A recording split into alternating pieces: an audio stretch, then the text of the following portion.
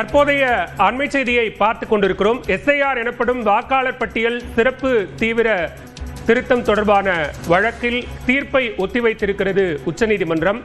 எஸ்ஐஆருக்கு தடை கோரிய வழக்கில் தற்போது தீர்ப்பை ஒத்திவைத்திருக்கிறது உச்சநீதிமன்றம். எஸ்ஐஆர் சட்டப்பூர்வமானது அல்ல என்று அறிவிக்க கோரிய வழக்கில் உச்சநீதிமன்றத்தில் இன்று இறுதி விசாரணை நடைபெற்ற நிலையில் விசாரணைக்கு பின்னர் தீர்ப்பு ஒத்திவைக்கப்பட்டிருக்கிறது. வாக்களிக்கும் உரிமையை பறிக்கும் அதிகாரம் தேர்தல் ஆணையத்திற்கு இல்லை என்று எதிர்த்தரப்பு வாதத்தை முன்வைத்த நிலையில் போலி வாக்காளர்களை நீக்குவதற்கு மென்பொருளை பயன்படுத்த தேர்தல் ஆணையம் மறுப்பு தெரிவிக்கிறது என்றும் வாதங்கள் முன்வைக்கப்பட்டன. தொடர்ந்து 22 நாட்களாக நடைபெற்ற வழக்கு விசாரணையினுடைய இறுதி வாதம் இன்று நடைபெற்ற நிலையில் தேதி குறிப்பிடாமல் தீர்ப்பை ஒத்திவைத்திருக்கிறது உச்சநீதிமன்றம்.